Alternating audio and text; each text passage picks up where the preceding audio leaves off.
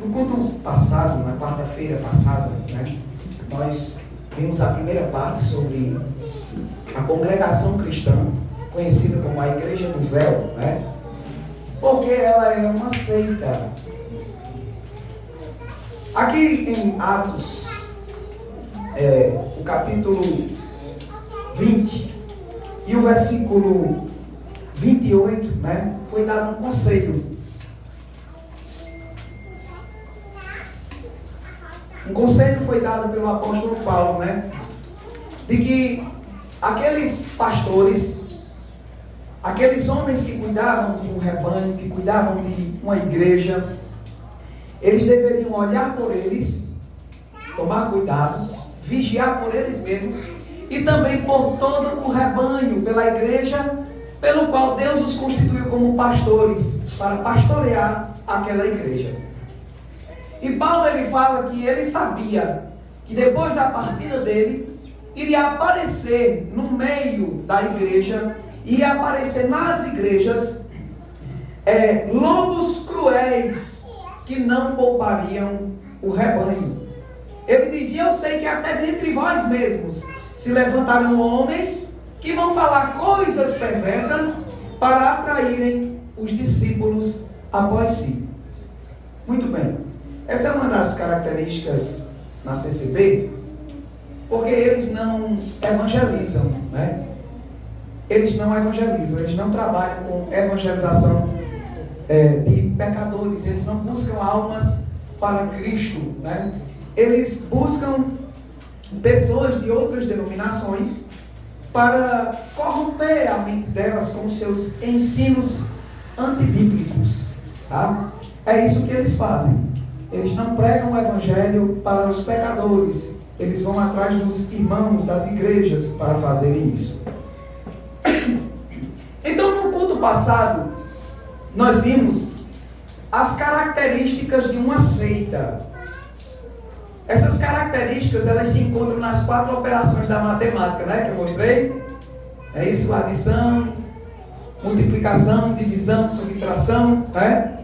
Baseado nesses critérios, nós fizemos uma análise da congregação cristã no Brasil para descobrirmos o porquê que ela é uma seita, tá?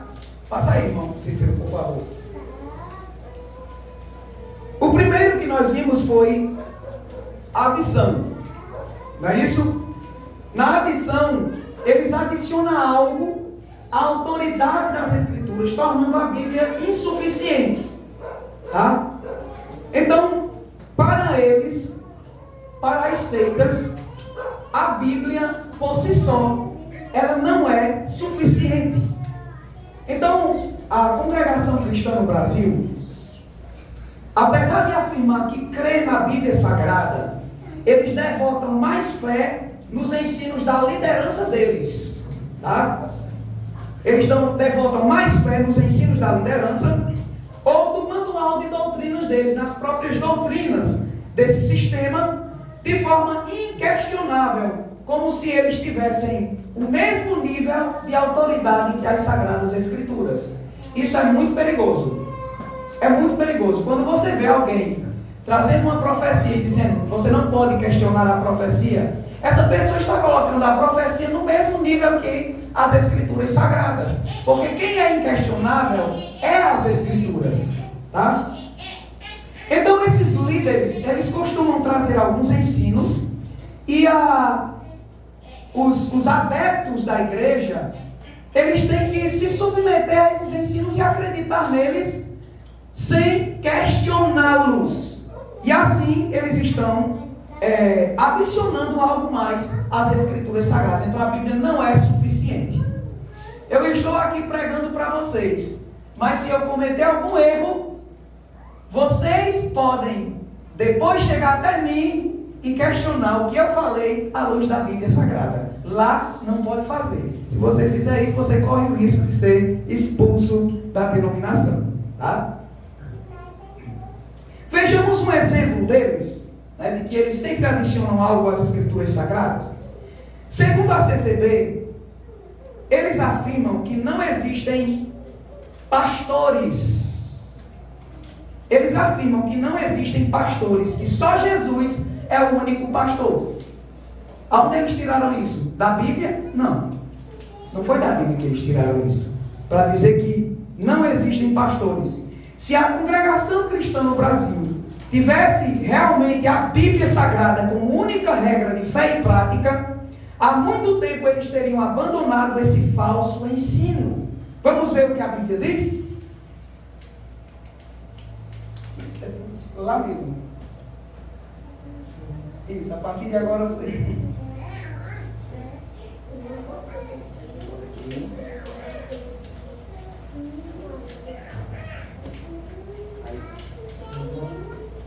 Isso. Vamos lá. Pode passar de vocês.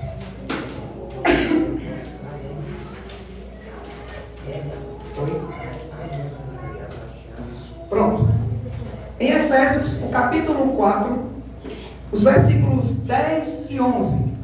Olha só o que o texto bíblico diz.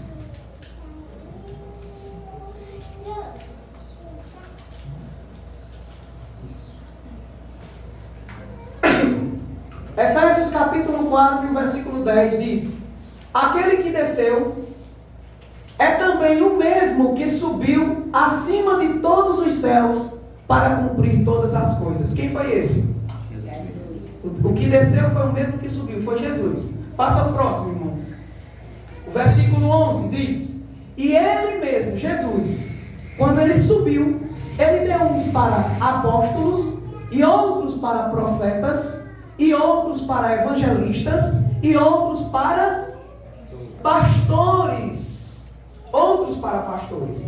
Então, pastor, quando se fala Jesus, somente Jesus é pastor? Não. A Bíblia diz que Jesus é o sumo pastor. Naqueles tempos, nos tempos do Antigo Testamento, existia um sumo sacerdote, que era a autoridade religiosa máxima. Mas depois, abaixo do sumo sacerdote, havia o quê? Outros sacerdotes. Então, Cristo é o sumo pastor. E por Cristo ser o sumo pastor, isso significa que existem outros pastores. O próprio Cristo, quando subiu ao alto, ele deu pessoas para apóstolos, profetas, evangelistas, pastores e doutores. Eles negam todos esses aí. Todos esses daí ele nega, tá? O livro de Hebreus, o capítulo 13, o versículo 7, olha só o que está escrito na Bíblia. Lembrai-vos dos vossos pastores, que vos falaram a palavra de Deus, a fé dos quais imitai, atentando para a sua maneira de viver. Hebreus está dizendo que existe pastor, enquanto eles dizem que não existe pastor. Aonde eles estão se baseando isto? Em ensinos próprios da instituição. Estão adicionando ensinos que não estão nas Escrituras Sagradas. Na verdade, estão de confronto a elas. Mais um versículo, Hebreus capítulo 13 ainda. E no versículo 17, olha só o que está escrito. Obedecei a vossos pastores. Como se não tem? Segundo a CCP. Se não tem pastor, como vamos obedecer a esses pastores? Vocês estão vendo aí, irmãos? Isto é um ensino errôneo. Foi Cristo que deu pastores. O próprio Deus, em Jeremias, ele falou: eu vos darei pastores. Eu vos darei pastores. Então, ao fazer isso, a congregação cristã no Brasil está colocando as suas doutrinas acima da Bíblia Sagrada. Ela está fazendo Deus de mentiroso e rejeitando o propósito de Deus para a sua igreja. Deus deu o quê? O que foi que Deus deu? Apóstolos, profetas, evangelistas, pastores e doutores, visando o aperfeiçoamento da igreja. Então a igreja, ela só vai aperfeiçoar-se se ela valorizar os dons que foram dados por Deus para ela. Tá? A congregação cristã no Brasil, também, em oposição ao que a Bíblia diz, eles acusam os pastores de serem ladrões, né? Acusam os pastores de serem ladrões ou de mercenários, porque eles recebem o salário da igreja. Vocês já ouviram muito essas acusações, não é? Hoje em dia é aquilo que está já na moda, né? É verdade, irmãos, que existem pastores que são falsos pastores, mercenários, homens interesseiros, né? Homens que não querem viver uma vida simples. São homens que não querem viver uma vida simples. No entanto, a Bíblia fala também dos verdadeiros pastores. E esses verdadeiros pastores, eles não devem ser acusados de mercenários ou ladrões, por eles serem sustentados pela igreja. Hoje está na moda sempre falar sobre esse assunto, como se todos fossem assim. É verdade que muitos estão corrompidos com isso, mas a Bíblia realmente ensina que os pastores devem ser sustentados pela igreja. A Bíblia ela não ensina que os pastores devem ser sustentados com 10%. A Bíblia não ensina isso em lugar algum, mas ensina que os pastores devem receber salário da igreja. Vamos ver? Eles estão dizendo que os pastores eram ladrões, são ladrões, né? Ou mercenários, porque recebem salário da igreja. Mas será que Paulo, irmão, era ladrão? Será que Paulo era um mercenário? Vamos ver? Paulo recebeu o salário da igreja. Está lá em 2 Coríntios, capítulo 11, e o versículo 8. Olha só o que o apóstolo Paulo diz. Outras igrejas eu despojei, para vos servir, recebendo delas. O que foi que Paulo recebeu dessas igrejas? Ele recebeu o salário dessas igrejas. Tá? Paulo disse, olha, irmãos de Corinto, eu recebi salário de outras igrejas para não receber de vocês. Paulo teve alguns problemas lá, os irmãos estavam rejeitando a Paulo, né? E Paulo preferiu não ser direto, não ser pesado, intrusivo a eles, já que eles desconfiavam da autoridade de Paulo. Então Paulo disse, olha, eu preferi não receber salário de vocês, mas outras igrejas me sustentaram, me deram salário. Tá? Então aqui, Paulo é um mercenário, irmãos? Não, Paulo não é um mercenário. Olha só o que a Bíblia diz. A Bíblia diz que quem se dedica à obra de Deus é digno do seu salário. Está lá em 1 Timóteo, capítulo 5, versículo 17 e o 18. Olha só o que 1 Timóteo, capítulo 5, versículo 17 diz. Os presbíteros que fazem um bom trabalho na igreja, aqui está na nova tradução da linguagem de hoje, para poder facilitar a compreensão, tá bom? Os presbíteros que fazem um bom trabalho na igreja, eles merecem o quê? Pagamento em dobro. Eles merecem um pagamento em dobro, salário dobrado. Olha o que a Bíblia está dizendo, irmãos. Eles merecem salário dobrado. Aí diz, ó, especialmente aqueles presbíteros que se esforçam na pregação do evangelho e no ensino cristão. Eles são dignos de duplicados honorários, salário dobrado. Agora, vá para o versículo 18. Pois, Paulo está dizendo, pois as escrituras sagradas dizem, olha o que a Bíblia diz, não amarre a boca do boi quando ele estiver pisando o trigo.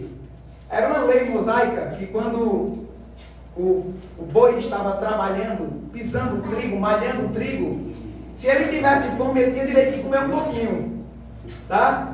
Não era justo. Aí tinha os camaradas valentes para o boi não comer do trigo, amarrava a boca do boi e colocava o coitado para trabalhar, malhando o trigo. Então a lei mosaica diz, não amarre a boca do boi quando ele estiver trabalhando. Por quê? Porque o trabalhador merece o seu salário. Paulo está utilizando esse texto do Antigo Testamento para dizer, peraí, As Escrituras Sagradas dizem isso. E, portanto, o obreiro, aquele que trabalha na obra, é digno também de receber salário. O próprio apóstolo Paulo, ele vai ensinar também que a igreja, ela deve sustentar os obreiros. A Bíblia ensina isso. Vamos ver? 1 Coríntios, capítulo 9, do versículo 4 a 14, tá? Olha só. Olha o que Paulo vai dizer.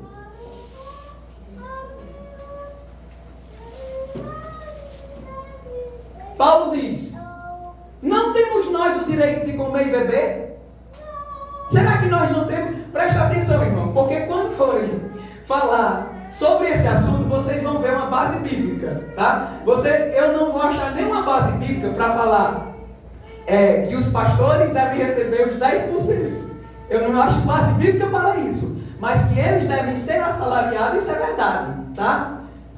Mas a CCB acusa eles de mercenários.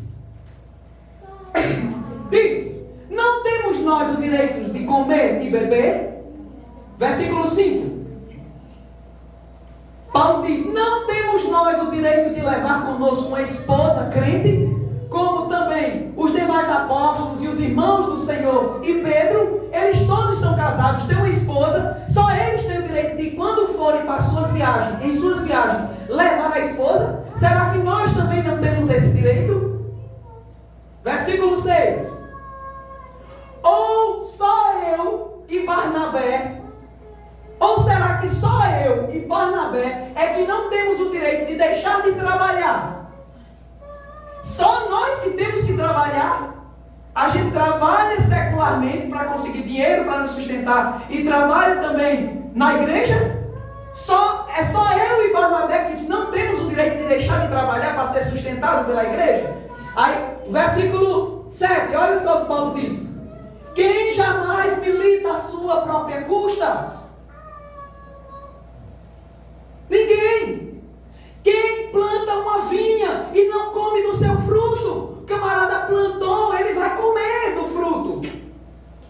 Quem é que planta uma vinha e não come do fruto? Ele diz: ou quem é que apacenta o gado e não se alimenta do leite do gado? Próximo versículo, versículo 8, olha o que Paulo diz: digo eu isto segundo os homens?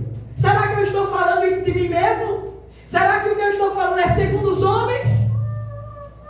Aí ele diz: ou não diz a lei também o mesmo? A lei de Deus não diz a mesma coisa? Vai lá, irmão Cícero. Olha só, porque na lei de Moisés está escrito, aquele mesmo texto: não atarás a boca ao boi que trilha o grão. Aí Paulo vai dizer: porventura, por acaso, quando Deus diz que não se deve amarrar a boca quando está trabalhando, Deus está preocupado com bois? Paulo diz: será que Deus está preocupado com bois? Olha só, versículo 10. Ou não o diz certamente por nós? Deus está preocupado com o boi, ou será que é com a gente que ele está preocupado quando ele falou isso? É isso que Paulo está dizendo. Certamente que por nós está escrito. É por causa da gente, por causa dos obreiros, por causa dos pastores, que isso está escrito. Por quê? Porque o que lavra deve lavrar com a esperança de colher algo. E o que debulha deve debulhar com a esperança de ser participante daquilo, do seu trabalho. Versículo 11. Paulo diz: se vocês, irmãos, melhor, se nós semeamos para vocês as coisas espirituais, se nós enriquecemos vocês com coisas espirituais, Paulo diz: será muito que de vocês nós recolhemos as coisas carnais? Próximo versículo. Se outros participam deste poder sobre vós, por que não, e mais justamente nós? Mas nós não usamos deste direito. Antes suportamos tudo para não pormos impedimento algum ao Evangelho de Cristo. Paulo estava dizendo: eu e Barnabé temos esse mesmo direito que mas nós não impomos isso a vocês. Nós preferimos não ser sustentados por vocês para não ter nenhum impedimento ao Evangelho de Cristo. Próximo versículo. Não sabeis vós, no versículo 13, vocês não sabem que aqueles que administram o que é sagrado comem do que é do templo? Aqueles que trabalham no templo comem do que é do templo. E os que de contínuo estão junto ao altar, eles participam do altar. Quando o camarada ia oferecer um sacrifício, levava lá um cordeiro, alguma coisa, uma parte o sacerdote ia e tirava para ele. Ele comia também, participava também do altar. E o último versículo, olha o que Paulo diz. Versículo 14. Assim ordenou também o Senhor. O Senhor ordenou. Ele ordenou, dizendo: aos que anunciam o Evangelho, devem também viver do Evangelho. Está claro o texto ou não está? Nós lemos do versículo 9, do versículo 4 até o 14, irmãos. Explicando versículo por versículo o que Paulo está falando. Paulo, por acaso, era ladrão? Paulo, por acaso, estava demonstrando aqui ser um interesseiro? Ele era um mercenário? Não, irmãos. Não. Paulo, ele advertiu também o pastor Timóteo. Paulo advertiu Timóteo a não se embaraçar com negócios terrenos para se sustentar. Timóteo, preocupado com o trabalho, Paulo diz: não se embarace com negócios terrenos para se sustentar, mas você deve dedicar-se somente à pregação do Evangelho. 2 Timóteo, capítulo 2, versículo 4 e o 6, né? Olha só, Paulo diz: Timóteo, ninguém que milita se embaraça com negócios desta vida, a fim de agradar aquele que o alistou para a guerra. Estava falando que Timóteo foi alistado para um trabalho, para exercer a função dele. E ele não deveria se preocupar com esses tipos de afazeres. Ele deveria ser sustentado pela igreja. Vai o versículo 6. Olha a conclusão. Paulo diz: o lavrador que trabalha deve ser o primeiro a gozar dos frutos. Paulo diz: Timóteo, não se embarace com coisa dessa vida. Se preocupe em pregar a palavra. Você, como lavrador, vai ser o primeiro a gozar dos frutos. Está na Bíblia, irmãos? Ou não está? Está na Bíblia. Tá? As Escrituras ensinam isso. Mas a congregação cristã tanto nega o pastoreio quanto o sustento dos pastores. Outra característica de uma seita é a subtração, né? Eles costumam retirar alguma coisa da natureza de Cristo. Essa é a característica das seitas. Essa parte, ela é um pouco confusa. É difícil entender a congregação cristã no Brasil com relação a esse assunto. Por quê? Porque no credo deles, da congregação cristã, eles afirmam que quando estava aqui na terra, Jesus tinha duas naturezas. Natureza humana e divina. Ok. Só que depois, eles ensinam que Jesus ele era apenas um homem. Eles ensinam em outras, de forma prática, eles ensinam que Jesus era apenas um ser humano. E que, quando estava aqui na terra, era somente um ser humano, mas quando ressuscitou, é que Deus fez de Jesus Senhor, isto é, Deus e Cristo, Messias. Isso é estranho. Quando você vai olhar nos 12 pontos da CCB, você vai olhar os 12 pontos da CCB no credo deles, eles parecem ser cristãos autênticos. Você diz assim: oxe, eles acreditam em tudo aquilo que nós acreditamos.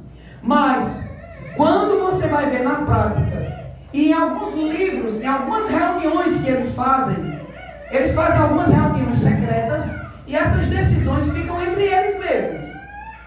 Esses líderes, e eles não contam aos irmãos. Só que nessas reuniões eles fazem alguns documentos desfazendo de doutrinas bíblicas. E como é que a gente sabe dessas coisas? Porque aqueles que eram grandes, os anciões, que deixaram a congregação cristã no Brasil, tinham esses documentos. Veja só.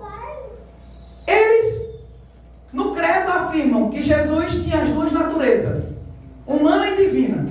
Só que na prática, eles afirmam que Jesus era apenas um ser humano aqui na terra, e somente quando ele ressuscitou, quando Jesus voltou à vida, é que Deus o fez Senhor e Cristo. Isso está no artigo deles, chamado Em Nome de Jesus ou Em Nome do Senhor, um tópico de 1969. Mas vamos ver o que a Bíblia afirma? A Bíblia afirma que Jesus é Senhor e é Deus desde a eternidade, e que ele já nasceu como Cristo. Olha só o que Lucas diz, Lucas 2,11. Pois na cidade de Davi vos nasceu hoje um Salvador, que é Cristo,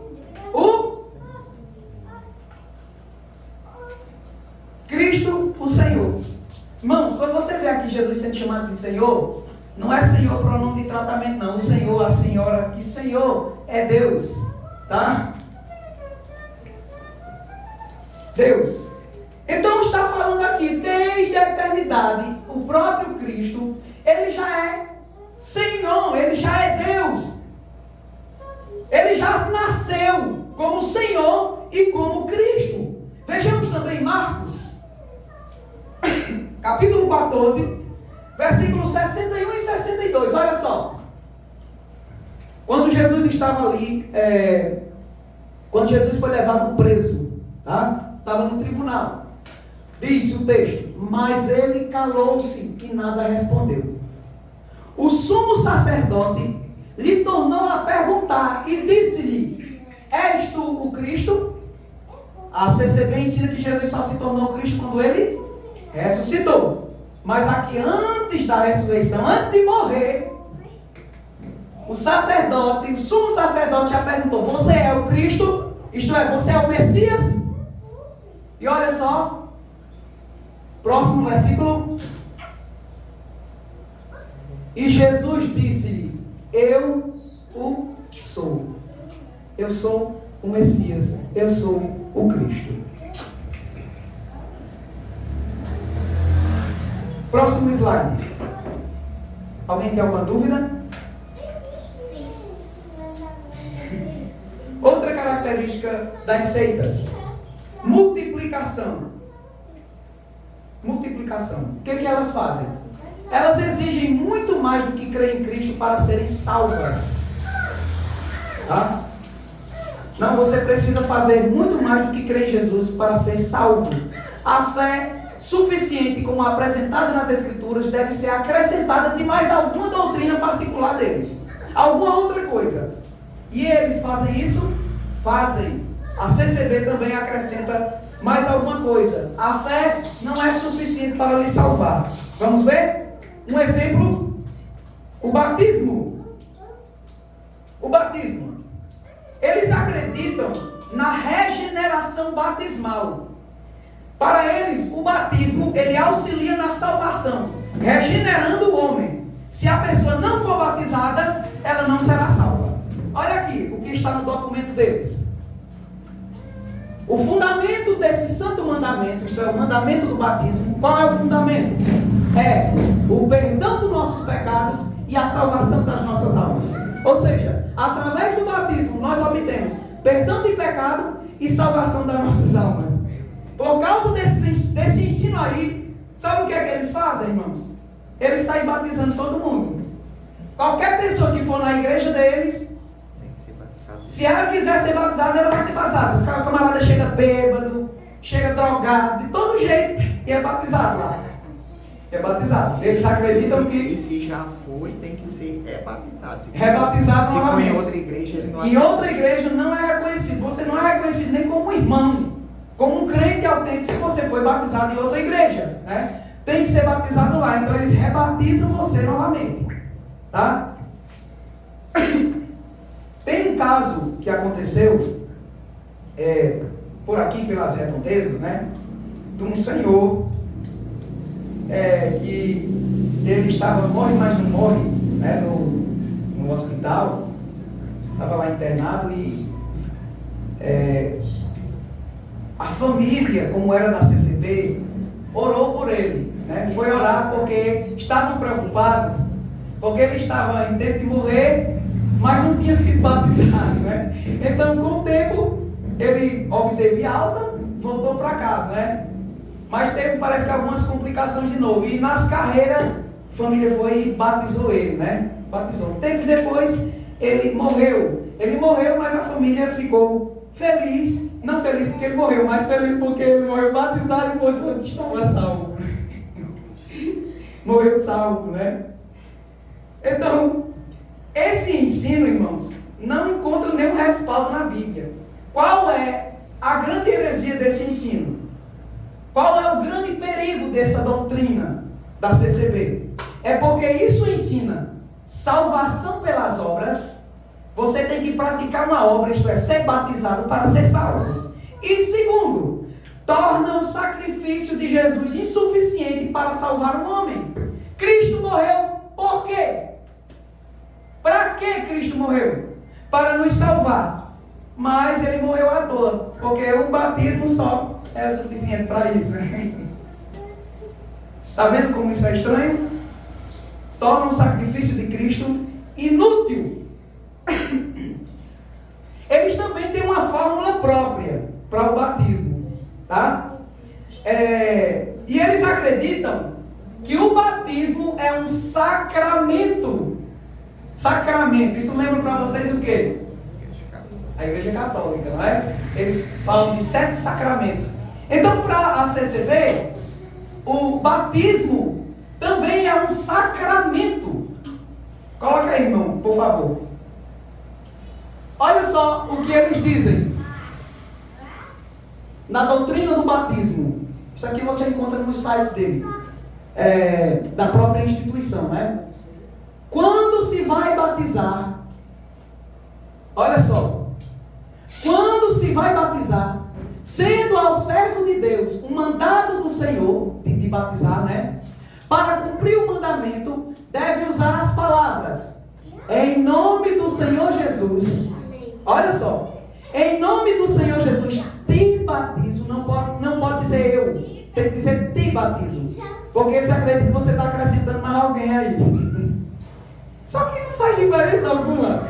Te batizo ou eu te batizo, o sujeito ainda está aí. Só que está oculto quando diz te batizo. Tá? Então eles dizem, não posso dizer eu te batizo. Todo mundo sabe, irmão. Na hora do batismo, em nome do Senhor Jesus te batizo. Quem é que está batizando? Quem está batizando? Todo mundo sabe quem é que está batizando. O próprio João, ele diz, eu vos batizo. É ele que batiza. Então, a fórmula é essa: em nome do Senhor Jesus te batizo. Olha só que estranho. Em nome de quem? Do Senhor Jesus. Eu te batizo em nome do Pai, do Filho. Quem é o Filho? Não é o Senhor Jesus? Então, em nome do Senhor Jesus, a fórmula é essa. Tem que dizer, em nome do Senhor Jesus, te batizo em nome do Pai, do Filho e do Espírito Santo. Tem 4 pessoas aí. Jesus, Pai, Filho e Espírito Santo. Olha a fórmula, como é estranho. Eles tentam se fundamentar nas Escrituras, dizendo o seguinte. Olha o que eles dizem também aqui, ó. Tudo isso, essa fórmula, está conforme Mateus 28, né, que Jesus diz, batizando-os em nome do Pai, do Filho e do Espírito Santo, e também conforme Atos 19, e conforme Atos capítulo 2 e versículo 38, pois o sacramento que está cumprindo é o mandamento do Senhor, ou seja, o batismo é um sacramento. Você sabe o que é sacramento? Ah, eu estava perguntando aqui agora, não sei eu. Sacramento é um sinal externo, que transmite alguma energia para a pessoa. É um ritual, é como uma magia.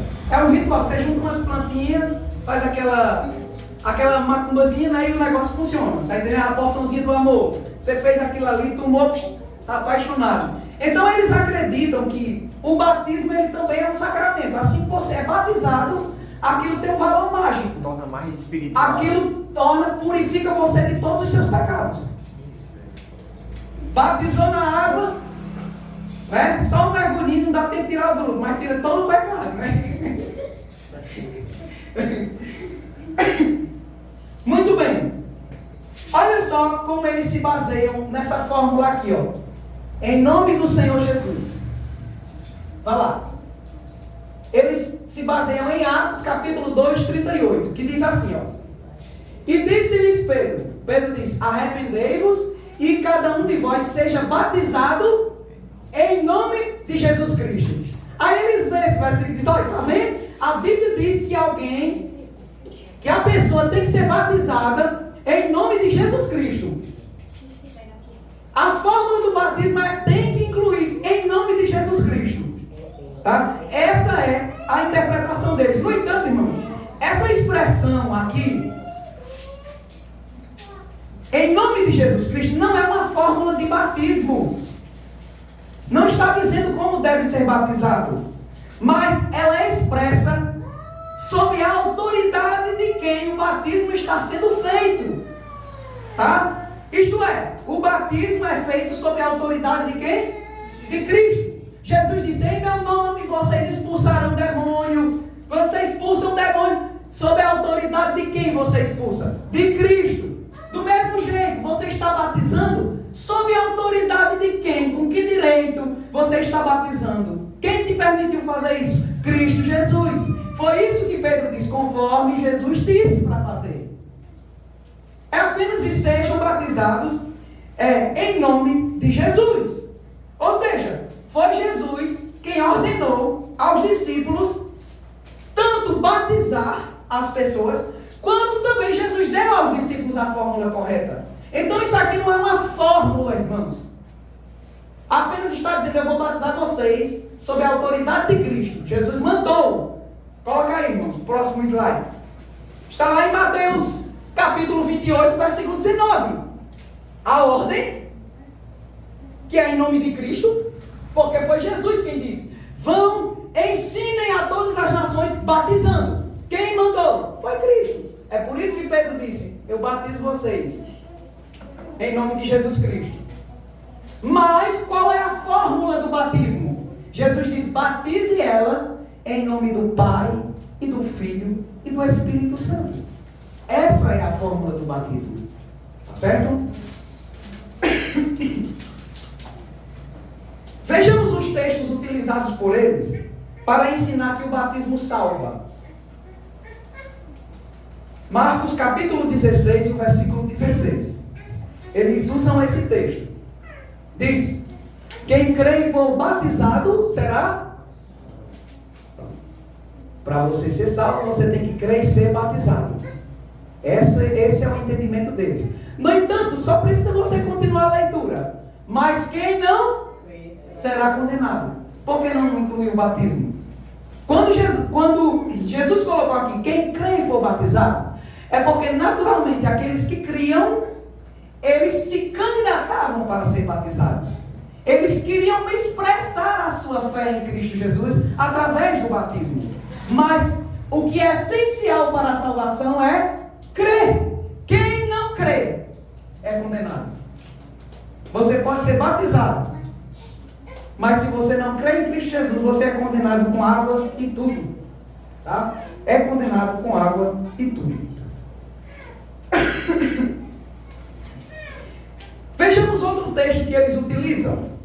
Atos capítulo 2, versículo 38. Diz o seguinte: e disse-lhes Pedro, arrependei-vos e cada um de vocês seja batizado em nome de Jesus Cristo. Para quê? Esse daqui é mais complicado, né? Um pouco mais complexo. A gente olha assim e diz, ó, seja batizado para quê? Para perdão de pecados. Não é? Então esse aqui parece ser um pouquinho mais complicado, porque parece dar a entender que a pessoa ela pode ser batizada, ela deve ser batizada para ter os seus pecados perdoados. Como eles afirmam que o batismo é um sacramento. Se você for batizado, seus pecados realmente são perdoados. No entanto, irmãos, essa palavrinha aqui, ó, essa preposição, né? Para, no grego, é eis. E ela significa, pode significar tanto para o perdão dos pecados, ou por causa de, como resultado de.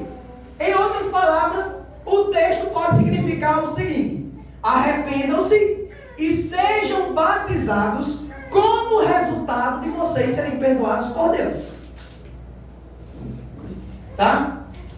É possível traduzir assim para? É tanto que está nas nossas Bíblias. Mas essa não é a tradução mais provável. Por quê? Por causa da doutrina bíblica acerca da salvação, que é claríssima. Olha só o que a Bíblia ensina. Em outras palavras, essa passagem ela não pode anular a clareza desses textos bíblicos. Ó, Romanos 3:24 diz que nós somos justificados gratuitamente pela sua graça, pela graça de Deus. Pela o quê? Redenção. Redenção é quando se comprava um escravo, não era, Oséias? Ao se comprar um escravo, Cristo nos comprou, tá? Cristo nos comprou pela redenção que há em Cristo Jesus. Próximo versículo. Versículo 25, olha só. Ao qual Deus propôs, ou seja, propôs o próprio Cristo, né? Para propiciação, isto é, pagamento propício. Cristo é o pagamento adequado pela fé no seu sangue, o sangue de Jesus, para demonstrar sua justiça pela remissão dos pecados. A remissão dos pecados aqui ela se dá através do sangue de Jesus Cristo. É Cristo quem tira todo o pecado que há no ser humano. Não é o batismo. Tá? Primeira epístola de João, capítulo 1, versículo 7. Olha só o que está escrito. 1 João, capítulo 1, versículo 7. Ele diz: mas se nós andarmos na luz, como Ele na luz está, nós temos comunhão uns com os outros, e o sangue de Jesus Cristo, seu Filho, nos purifica de todo o pecado. Não é água. Água tira a sujeira do corpo. Mas quem limpa a tua alma, quem purifica você de todo o pecado, é somente o sangue precioso de Jesus Cristo. É somente Cristo que pode purificar você de todo o pecado. Quando João Batista viu a Jesus Cristo, ele disse: eis o Cordeiro de Deus que tira o pecado do mundo. Glória a Deus por isso. Olha só o que a Bíblia ensina sobre o batismo. A Bíblia diz que o batismo é uma obra de justiça. Vamos ver Mateus, capítulo 3, dos versículos 13 a 15, não é? Olha só. Então veio Jesus da Galileia ter com João junto do Jordão para ser batizado. Jesus foi a Galileia junto do Jordão para ser batizado por João Batista. Próximo versículo, 14. Mas João opunha-se, dizendo: não, Senhor, não, o Senhor vai se batizar comigo? Eu batizar o Senhor? Eu é que careço ser batizado por ti, e tu vens a mim? Aí olha só o que Jesus diz, no versículo 15. Jesus, porém, respondendo, disse-lhe: deixa por agora, porque assim nos convém cumprir toda a justiça. Então o batismo era uma obra de justiça. Jesus disse: eu tenho que ser batizado para cumprir a justiça. E eu tenho que cumprir toda, e isso faz parte. Eu tenho que fazer essa obra de justiça. Mas olha só, batismo não é obra de justiça? Correto? Mas olha o que a Bíblia diz. Em Tito capítulo 3, versículo 5. Que nós não somos salvos por obra de justiça, nem somos lavados espiritualmente com água de batismo. Diz, não pelas obras de justiça. Batismo não é obra de justiça? Não pelas obras de justiça que nós houvéssemos feito, mas foi segundo a sua misericórdia que Ele nos salvou pela lavagem da regeneração e da renovação do Espírito. Nós somos lavados, purificados, não com água de batismo, não por obra de justiça própria, mas foi por causa de Cristo. Ele nos lavou, Ele nos salvou, melhor, e nós fomos lavados pelo Espírito Santo na regeneração. Então, batismo não regenera e nem salva ninguém. Batismo é obra de justiça, e obra de justiça não salva ninguém. Foi a obra de Cristo que nos salvou. Foi a regeneração do Espírito Santo que nos lavou de toda a impureza da nossa natureza.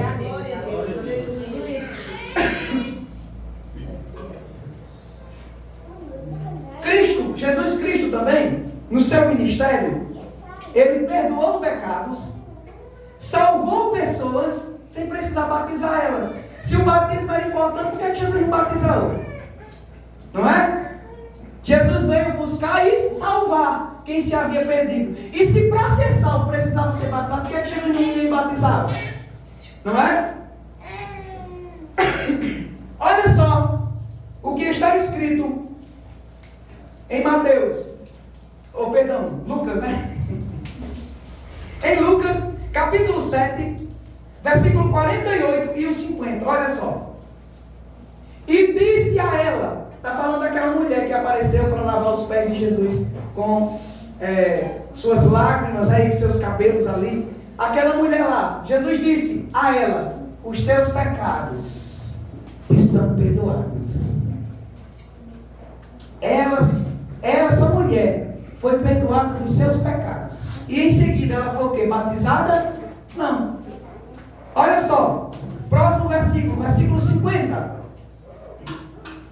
E Jesus disse à mulher, a tua fé te salvou. Jesus não disse, teus pecados são perdoados se você se batizar. Vamos se batizar? Eu vou lhe batizar. Você será salva se eu te batizar. Não, Jesus disse, teus pecados estão perdoados. E a tua fé, ela te salvou. Não foi batismo. Tá? Isso é uma heresia, é um falso ensino. As Escrituras não aprovam esse ensino de que a pessoa ela é salva, regenerada e purificada de pecados no batismo. O próprio apóstolo Paulo, ele declarou em 1 Coríntios, capítulo 1 e versículo 17. Olha só o que Paulo disse. Porque Cristo enviou-me não para batizar. Oxente, o batismo não salva? Paulo não estava atrás de buscar pessoas para serem salvas? Como é que Paulo diz, Cristo não me enviou para batizar? Ele disse, Cristo não enviou-me não para batizar, mas para evangelizar. Por quê? Deus o enviou para evangelizar.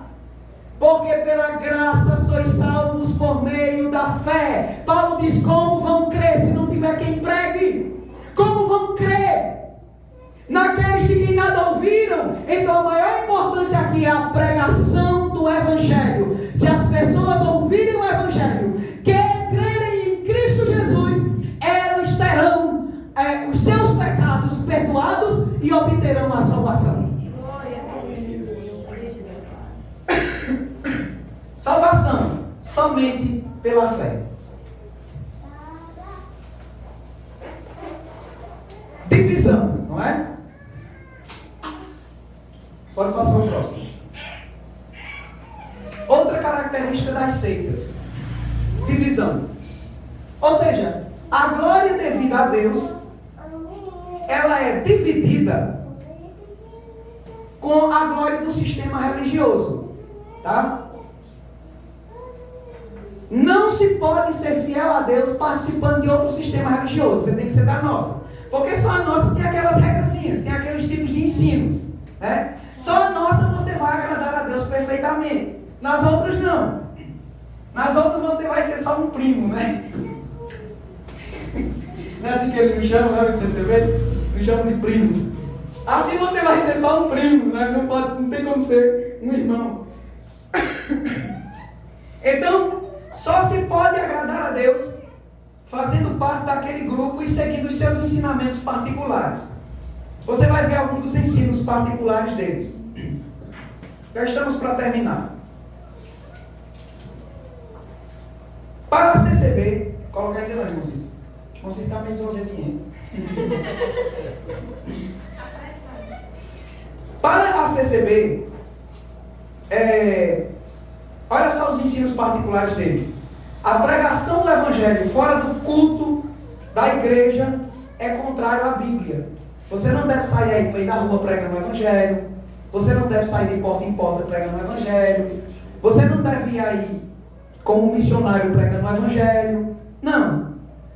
Você não deve fazer isso. Eles só ganham aqueles que são crentes. Eles tentam arrebanhar só os que são crentes para eles. Para ensinar os seus falsos ensinos. Para desfazer da fé deles. Você já viu alguma congregação cristã fazendo culto na praça? Não. Não é permitido fazer isso. Tá? Então, não podem pregar o Evangelho fora dos cultos da igreja. Isso para eles é contrário à Bíblia. Se você fizer isso, você não está agradando a Deus. Ou seja, você só pode agradar a Deus nesse sistema religioso. Eles têm um ensino próprio que a gente não sabe de onde tirou, né? A gente não sabe de onde tirou. E é assim, se você não seguir isso, você não está agradando verdadeiramente a Deus. Pode colocar agora o slide, né? Irmãos, será que Jesus e Paulo aprovariam essa doutrina da congregação cristã no Brasil? Só deve pregar o Evangelho dentro da própria igreja? Olha só. Em Lucas 13:2, Jesus pregava o Evangelho nas ruas. Mateus 5:1 e 2, Jesus pregava nos montes. Mateus 9, do 10 ao 13, Jesus pregava nas casas. Ele ia para pregar o Evangelho. Jesus pregava também às margens do rio, Mateus 19. Jesus pregava na praia. Jesus pregava no barco. Pregava na praça. Paulo, pregava na praça. Ele pregou na praça para todo mundo ouvir o Evangelho. Em Atos 17, ele foi para a praça pública para poder pregar o Evangelho, para que as pessoas conhecessem a Cristo. Paulo também pregava às margens do rio e pregava na cadeia. Ele preso, mas ele pregou. O próprio Paulo disse: eu estou preso, mas a palavra de Deus não está presa, né? Eles, toda a guarda centurião ouviu o Evangelho. Né? Os romanos, os soldados romanos conheceram o Evangelho na prisão. Tá? Até lá ele pregava. Ele pregou para aquele... Quando ele estava preso. As cadeias se soltaram, o prédio veio abaixo, e ele pregou para aquele homem, o centurião, e ele se converteu. Pregou para o carcereiro, né? E ele se converteu a Cristo. O que devo fazer para ser salvo? Olha só o que Jesus disse em Marcos capítulo 16, o versículo 15. E disse-lhe Jesus: vão por todo o mundo e pregai o Evangelho a quem? Como é que você vai pregar o Evangelho a toda criatura? Como você prega o Evangelho a toda criatura? Indo para todo canto, para todos os lugares, cidades, países, estados, lugares diferentes. Você vai num cemitério pregar o Evangelho para alguém que está lá entregando flores no túmulo de um ente querido. Você prega o Evangelho na rua, você prega o Evangelho onde tem drogados, você prega o Evangelho nas praças, em todo mundo, a toda criatura. É a toda criatura que você deve pregar o Evangelho. Nem eles percebem, irmão, a contradição do hino, o hinário deles, o 126, eu pedi para que uma ex-CCBista mandasse para mim a foto do hinário. O hino 126 Olha só o que o hino diz. Os irmãos conhecem aquele hino, né? Eu quero trabalhar para o meu Senhor. Né? Essa é uma versão desse hino, tá? Ó. Por terra, pelo ar e pelo mar, o Evangelho vamos proclamar. Falaremos do amor de Jesus, o Salvador, que redime o pecador. Está dizendo para eles irem por terra, pelo mar e pelo ar, pregar o Evangelho. Se ele não sai de lá, como é que ele vai pregar? Pregar o Evangelho, né? É porque alguns dos hinos deles não são deles, não. Tá? Alguns hinos eu acho que eles pegaram da presbiteriana. A gente não prega o evangelho nem lá, quanto mais fora. Pois é. Não pregam o Evangelho nem entre eles, né? Já que não podem estudar a Bíblia. Os membros da congregação cristã no Brasil também só oram de joelhos, né? E eles condenam as outras igrejas por não serem como elas. Eles nos acusam de agirmos semelhantes aos fariseus. Vocês são igual aos fariseus, estão orando assim, oram de pé só para se apresentar. A gente sempre ora de pé no início do culto, nos cultos na rua, né? Mas agora me diga, quem parece mais ser um fariseu? Alguém que está orando de pé na rua ou alguém que está orando de joelho? Não é? Imagine se a gente na rua estivesse orando de joelho. Muito bem. Em resposta a eles, coloca aí, irmão Cícero. A Bíblia aponta várias posições para se orar, irmãos. Não é só uma, não. Deus não fez da gente. Tem aqueles cristãos, aqueles irmãos que parecem crente antena parabólica, né? Deus só atende as orações dele, só pega sinal com o céu se tiver de joelho. Só ora assim de joelho, irmão. Na oração de joelho, Deus atende mais, né? Deus atende mais. Deus está olhando para um coração quebrantado, viu? Um coração que anseia, que almeja por Ele. É a essa oração que Deus vai atender, viu? Gênesis capítulo 18, versículo 22, nós vemos pessoas orando em pé, tá? Oração em pé, falando em pé com Deus. Nós temos também em Atos, os discípulos, os 120, quando foram batizados, eles estavam sentados em oração, viu? Depois é que eles se colocaram de pé, mas eles estavam orando sentados, e o mesmo Deus operou no meio deles. Viu? Para Deus operar no nosso meio, nós não precisamos de quantidade. Para Deus operar no nosso meio, nós não precisamos estar em pé, estar pulando. Nós só precisamos estar buscando a sua presença com sinceridade. E Deus vai atuar e operar no meio do seu povo. Camarada também que orou de córcoras, né?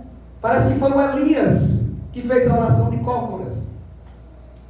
Se ajoelhou, botou a cara entre as pernas e foi orar. E Deus atendeu sua oração. Nós temos o caso de Jonas também, né? Não dá para orar de joelho no ventre do peixe, não. Jonas orou no ventre do peixe e Deus atendeu sua oração. E nós temos também o rei Ezequias, né? Que ele orou deitado na cama. Estava doente e deitado na cama ele só fez virar o rosto para o lado da parede, ali deitado como estava, e falou com Deus. E Deus ouviu também a sua oração. Então não existe um modo próprio de se orar. Não existe. O que Deus quer é que nós nos comuniquemos com Ele. Nós não devemos procurar algum sinal. Veja também, eles nos chamam de fariseus por orarmos em pé. Né?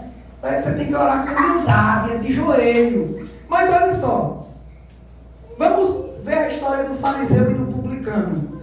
Lucas capítulo 18, versículo 10, 13 e 14. Ó. 2 homens subiram ao templo para orar. Um era fariseu. No caso, eles dizem que seríamos nós, porque ora de pé, não é? E o outro era o publicano. Próximo versículo. Versículo 13. O publicano, porém, estando de pé. Tanto o fariseu quanto o publicano estavam orando de pé. Só que o fariseu, ele se justificou. pecadores, publicanos, não são nem como esse camarada aqui, ó.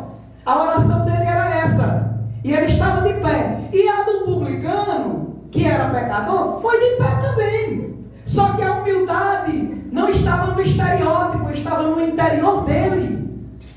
Tá? Olha só. O publicano, porém, estando em pé, estava de pé, de longe, nem ainda queria levantar os olhos ao céu, tão envergonhado que estava, de tanta culpa que sentia, né? Mas batia no peito, dizendo: ó Deus, tem misericórdia de mim, pecador. Estava de pé orando. E o que é que diz o próximo versículo? Versículo 14: digo-vos que este desceu justificado. O publicano desceu justificado. Então o publicano orou em pé e foi atendido. Tá? O fariseu, na verdade, quem está fazendo o papel de fariseu são eles, acusando as pessoas, trazendo uma falsa humildade, apresentando uma falsa humildade, tá? Uma humildade que não é bíblica.